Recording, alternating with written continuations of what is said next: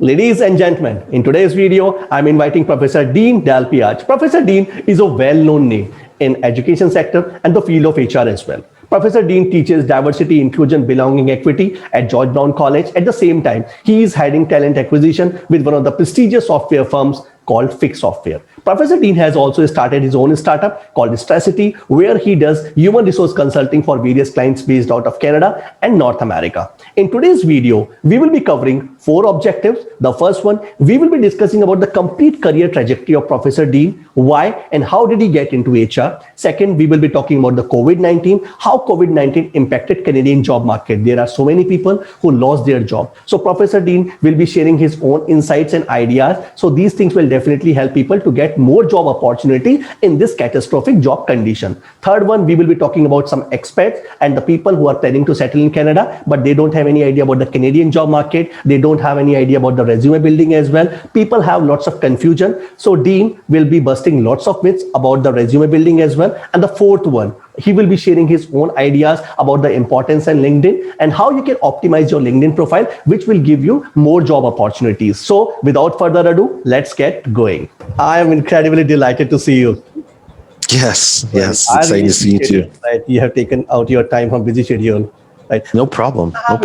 Though actually I have already introduced you and to all my subscribers, but they want you about your journey and all these things from your words. So over to you, Dean.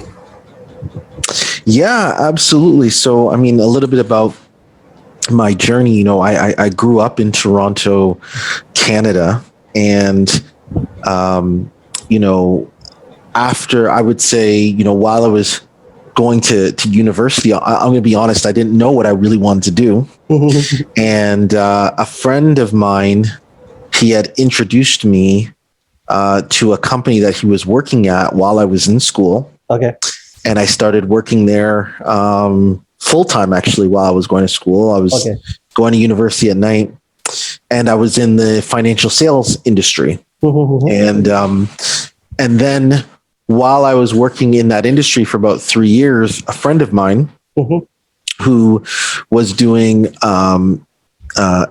staffing for the IT industry, and he was staffing SAP consultants. Okay. He had introduced me to the recruitment industry. And he would always say, "Oh, you can make a lot of money in the recruitment industry. You need to come and be in recruitment." And, I always kind of brushed him off and whatnot. But, one day I just decided, hey, maybe I should take a look at this recruitment industry. So you had all these exposure of recruitment industry while you were in school only, right?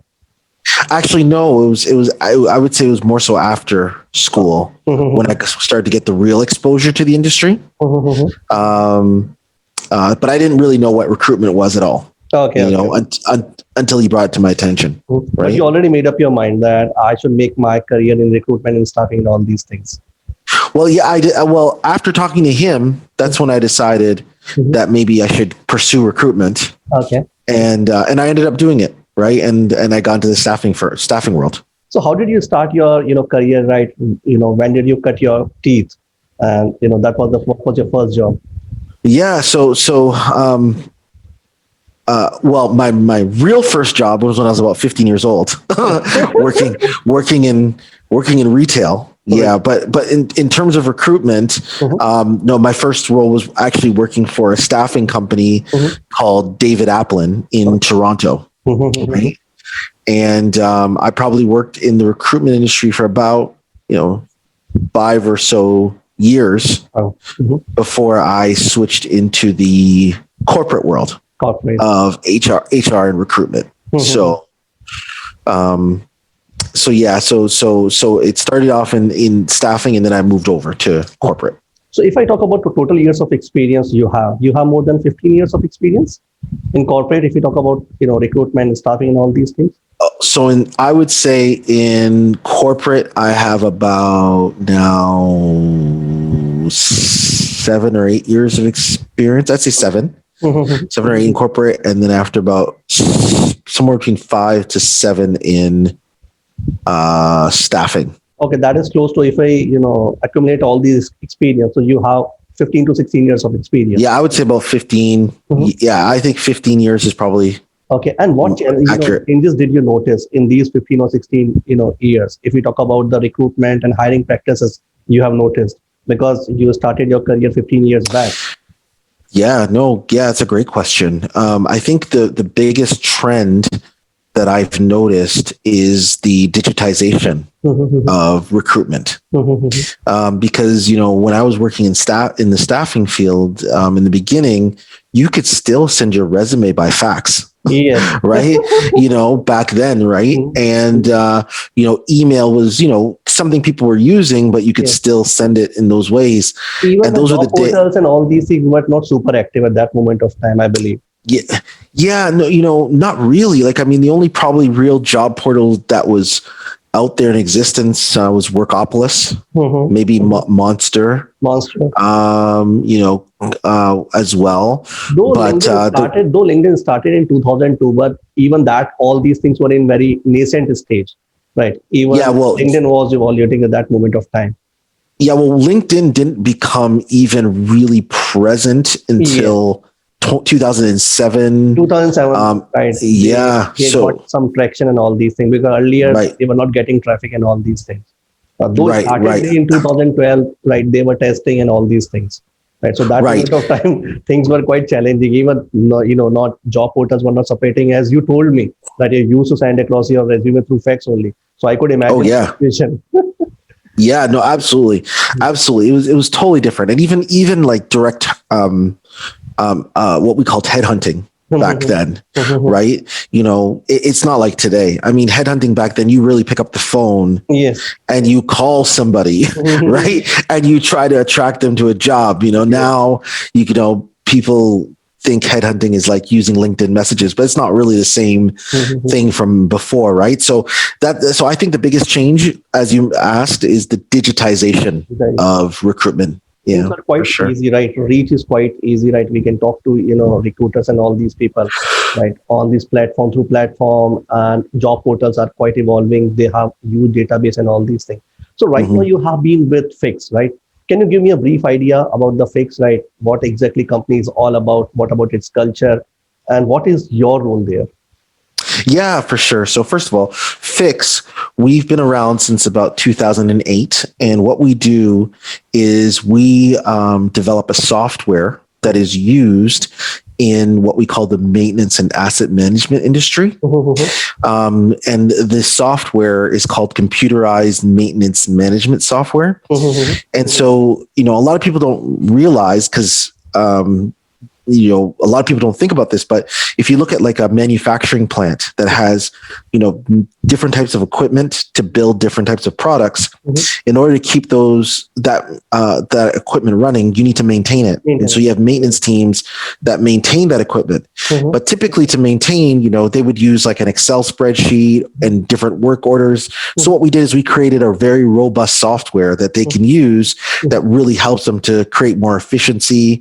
And as well as our software is the first software in this industry with an AI component as well. Okay. So we would be kind of seen as a disruptor in the industry.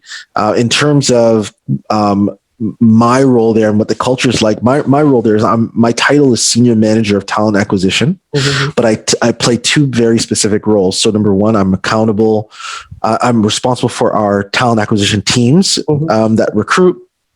And then I'm accountable for our diversity, inclusion, equity, and belonging strategy for the company.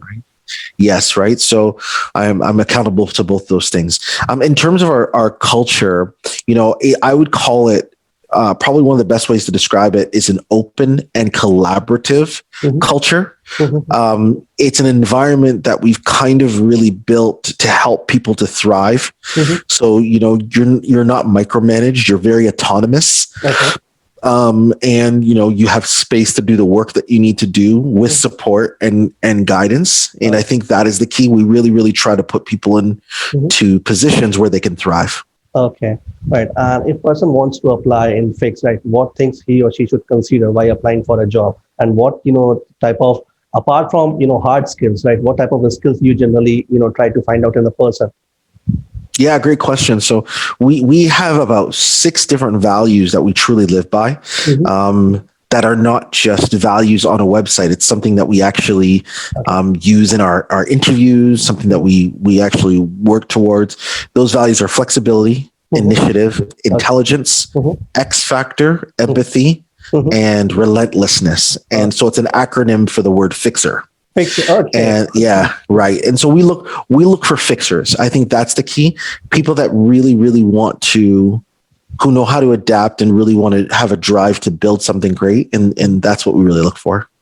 Okay. And I just want to know, because the thing which intrigued me a lot, right, about your entrepreneurial journey as well, right? Can you give me an idea about how its strategy started, how this brainchild came into your mind, and what, how it is going, and what exactly the things you are envisioning? Yes. So in terms of, as you mentioned, like Fiix is kind of my day-to-day work, but I've also started an organization called Strassity, which means it's a play on words, which means strategic diversity. And what we do is we help and support companies with their diversity and inclusion strategies, because especially now with everything going on in our world and all the social injustice, there's a lot of response for companies to do something. Right. So we really, really help and support companies. And it's something that's been in my mind for a long time to do. But especially kind of due to what's happening in our world, we thought it was the right time and really, really want to start that. So we do training, we do education for companies on diversity and really support them in that way as well. Okay. And, if I talk about 5 years down the line, right, where do you see strategy? Yeah, that's a good question. I don't know if I could tell you all my secrets, but I think I see three things, if I could be honest with you. Number one, I see the consulting component to Strassity. Number two, I see a software component to Strassity. And then number three, I see what I call Strassity community, which is going to be a not-for-profit association in which what we do is we support different types of communities, striving to do better, and I think that those are the three areas that I see Strassity going in. Okay, so right now you are based out of Canada only, right? If we talk about your future expansion plan and you in the US and all these things, right? I'm talking about the Strassity only, right? So what are for sure. So we are based in Toronto, but we actually have clients throughout North America. Okay. I feel like probably Toronto will be home base for now, but I can definitely see pandemic depending, obviously, but I can see, offices in the US. Honestly, Raaghav, I'd love to eventually open up an office in India as well, to cover the Asian market. And I think that's kind of where I'm going with this. Excellent. Right. You got me excited because you told me three things. As before this meeting, we had a conversation a couple of days before as well. You told me that you have been into the three things. Right. The first thing is that the Fiix. Second one is you have been, teaching George Brown University, and the third one is Strassity. Right. How do you manage all these three things? Yeah. So I wake up very early in the morning, and I go to sleep quite late. But to be honest with you, I have at Fiix. First of all, I've got a great team that I work with that really, really supports me and really kind of helps me be balanced. With Strassity, I have a fantastic partner, who works with me, and it's really awesome. And then at George Brown, it's a passion to teach. I really find it amazing. And I'll be honest with you, Raaghav, my students are fantastic. They're so interested, so excited, and it really makes me really want to support them and help their journey. So I find the time. I don't know how I totally do it, but I find it somehow. What's your typical day, right? How do you start from morning to evening, right? Oh yeah, that's a good question. 5 a.m. I wake up every morning, and I spend the first hour meditating, praying, just spending some time by myself, just to get my mind all in the right place. And then between 6 and 7, I go to the gym, work out. Make sure I get my health in check. Mhm. And then pretty much by the time I return from the gym, I'm getting ready, to kind of hit my day, and my day starts at 8 o'clock in the morning. Okay. And usually that first hour of my day is like administration, going through emails, working on, different things I've got to catch up on real quick. And then I would usually say between 9 o'clock and about 4 o'clock, I have meetings. Actually, 9 to 5, I'm in meetings pretty much throughout the whole day. Mhm. And then typically between about 5 till 8 o'clock. I mean, I do take breaks in there, but typically between 5 and 8 o'clock, I'm working on strategy. I'm working on vision. I'm working on, last minute stuff. And probably around 9 o'clock ish, I shut down and, do something to relax, spend some time with the family, and go to bed by 11. Do it again. Do it all again. Right. I really appreciate it. So you give time to all these three verticals, right? Yes, absolutely. All the time. All the time. Actually, I just want to know, right, in this COVID-19, right, it must have impacted a lot. If we talk about the job market in Canada, right, how did it impact, and what do you see? How these things will, come on the track? Yeah, great question. Like, it's funny. I was actually talking to somebody who's a senior executive in the construction industry. Okay. And we were just talking about, the beginning of COVID and how it impacted our businesses, because what we found in Canada is about 3 million people lost their jobs in Canada. And so I think for everybody in the beginning, nobody knew, this was uncharted territory. We didn't know what to expect. Now, thankfully, about over 2 million, 2.5 million jobs have been recovered in Canada. But right now, obviously, we're all around the world. We're all going through a second wave, and so it's just, I think people are just being cautious. But as for us at Fiix specifically, we've really picked up. In terms of our work, and we're doing, very, very well. We're pretty much at, we pretty much have hit our annual targets already for the year, which has been fantastic. So it's turned out to be, very well for us in the end. And I'm very grateful for that. Okay. And what piece of advice, do you want to share with the people who lost their job? And because they are in complete melancholy. Right? People are extremely negative. The environment is not conducive in terms of job market. So what piece of advice you want to share with them? Yeah, great. I mean, to be honest with you, Raaghav, the first thing I would say is, number one, I'm empathetic, and I understand. And, I really support people who have, during this time, that have been having a rough time, especially with job loss. Right. I have been receiving so many emails, LinkedIn messages as well. People lost their job, right? They are simply, sending messages that, right, we lost their job. They have lots of responsibilities, because these things were pretty unprecedented. Nobody knew that would happen, right? And the main thing is that it is not for 1 or 2 months only. God knows, right, how long it will go, right? So just in order to sustain their motivation, in order to, get excel into the, job market, what advice you want to share with them?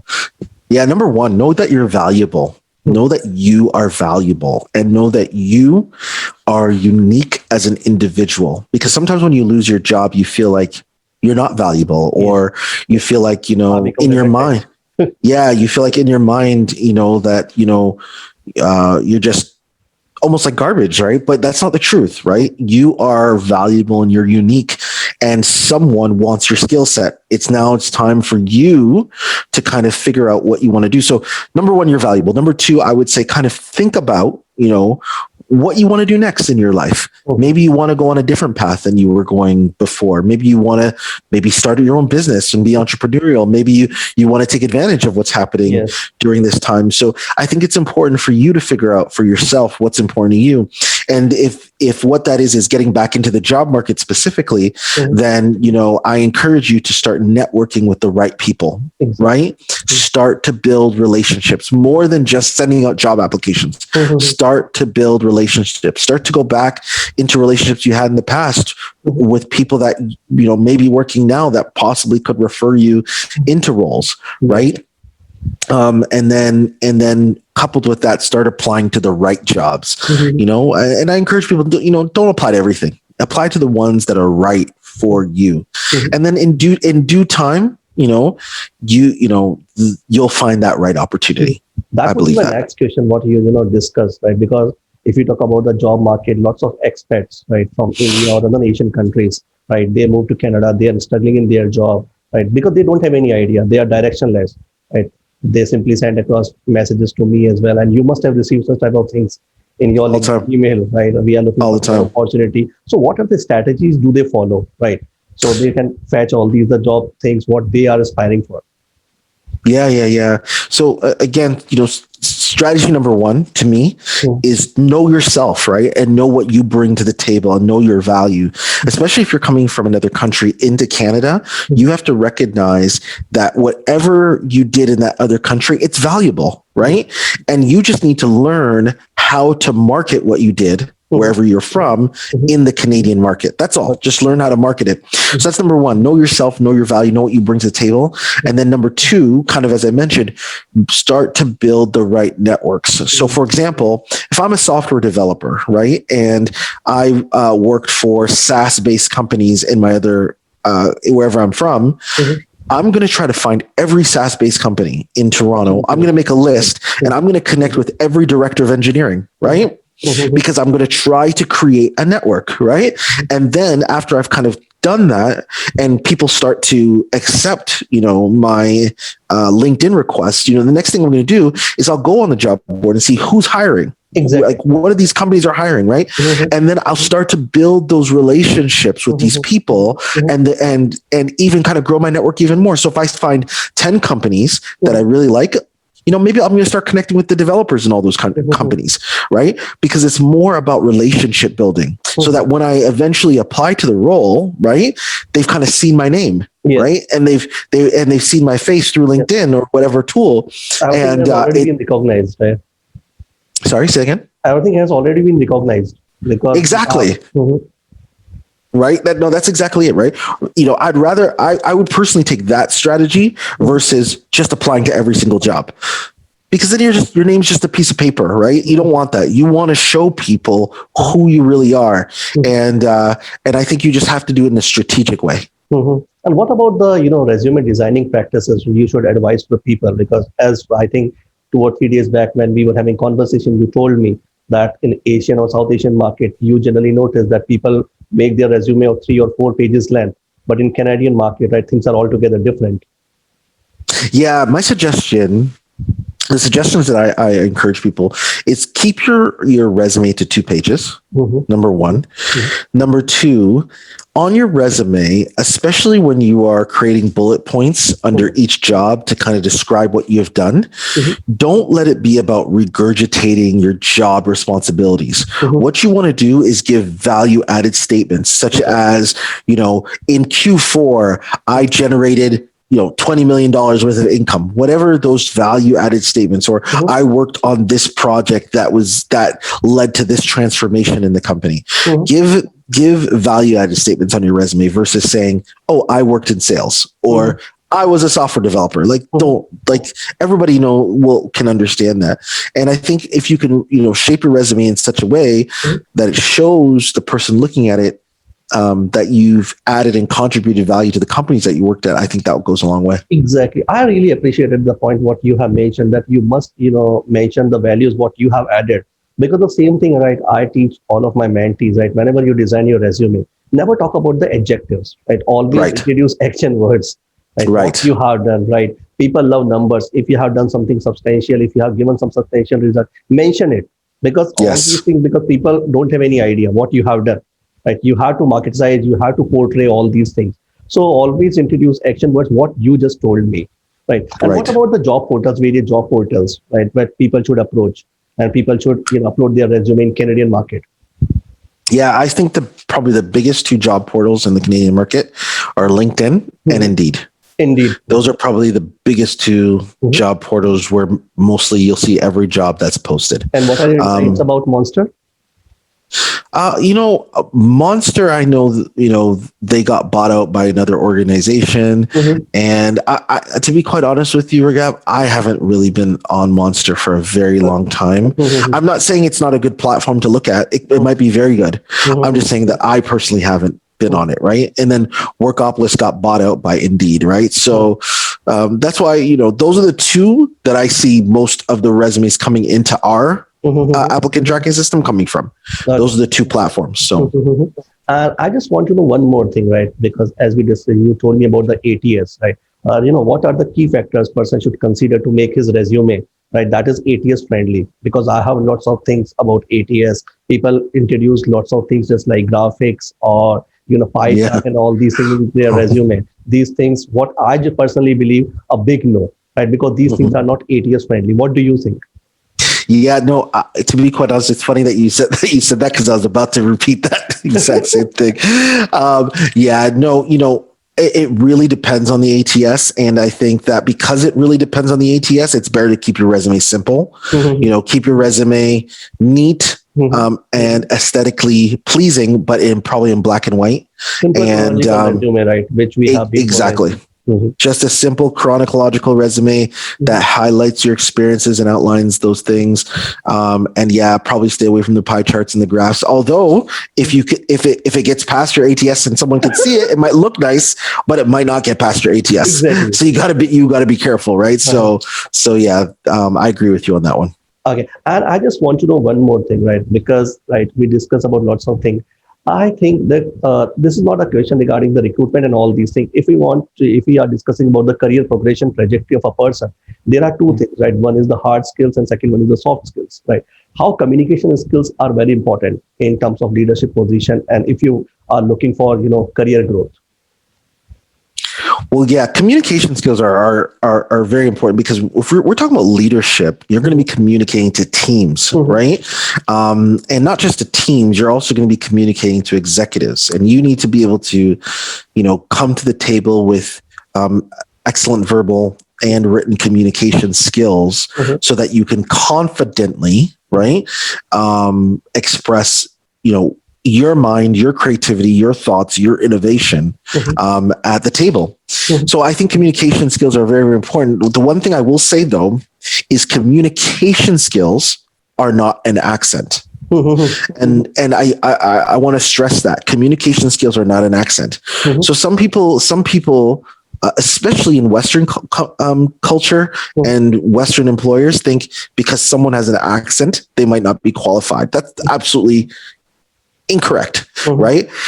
It doesn't matter if someone has an accent, as long as they're able to communicate their ideas clearly and effectively to make the hearer understand. That's all that matters. Yeah. And so that's my thoughts on communication. As long as correct, right? Yeah. I really appreciated the point what you have raised regarding the accent, because in India or even in Asian countries, right, people are very obsessed with the accent.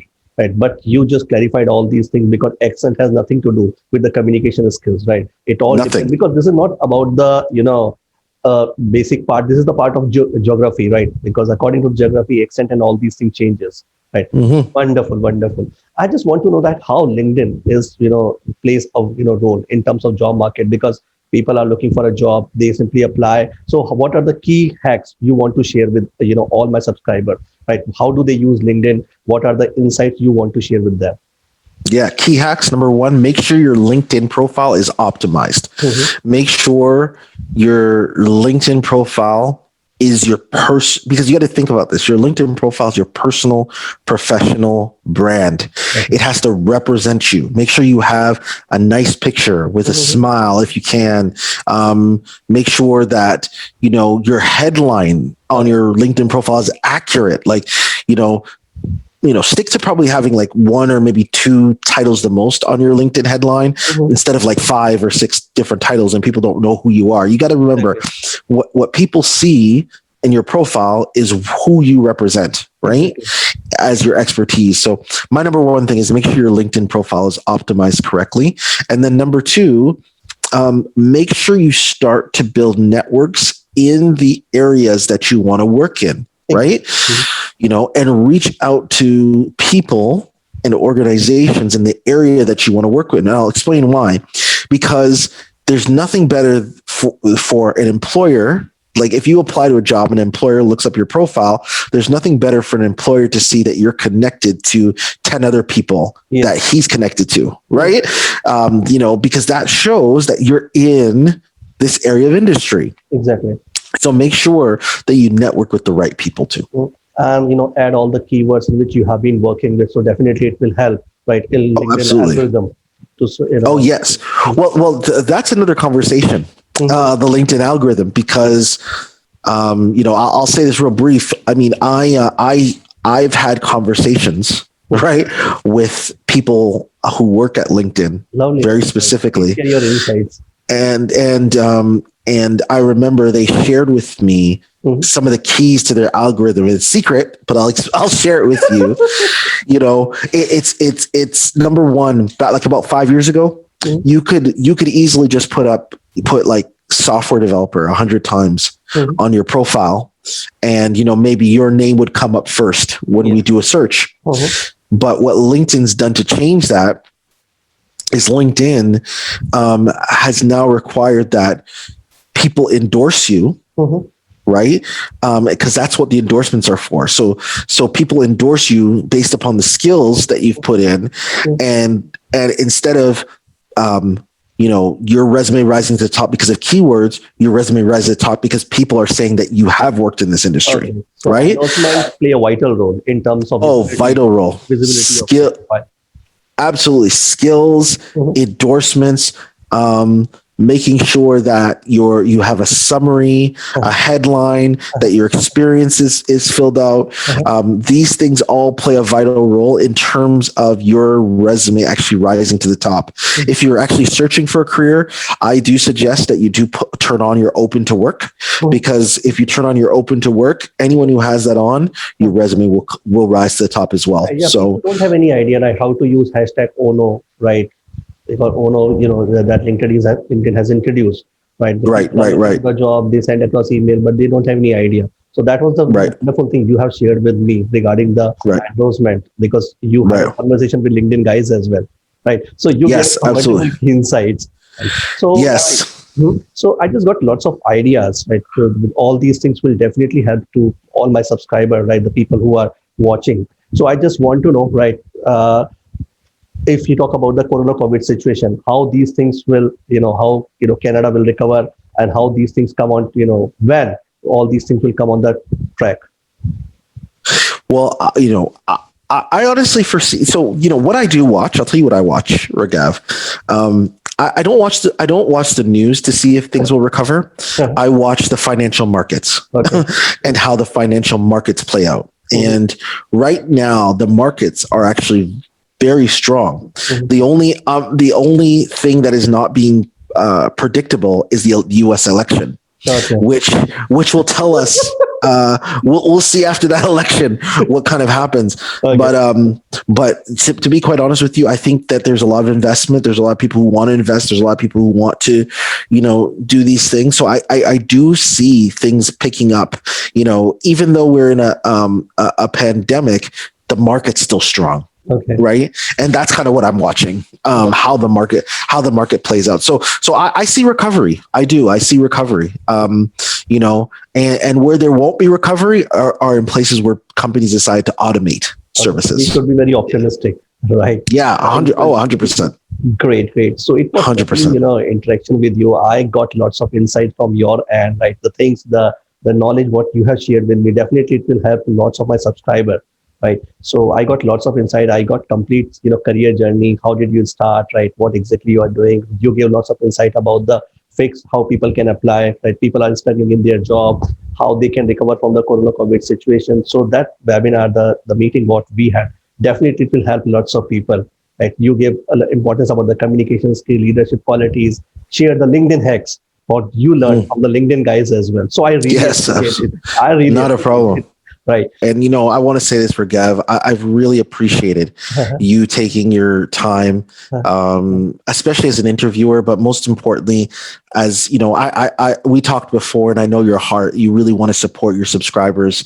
And I really, really, really think that's an honorable thing to do. And so I just want to say thank you so much for taking the time and would be happy for you to share it in all those networks. Great. Pleasure interacting with you, Dean. Right. It was a pleasure. Absolutely. Meeting. You too. Okay. You too. Have a Thank you. Bye-bye. Have a great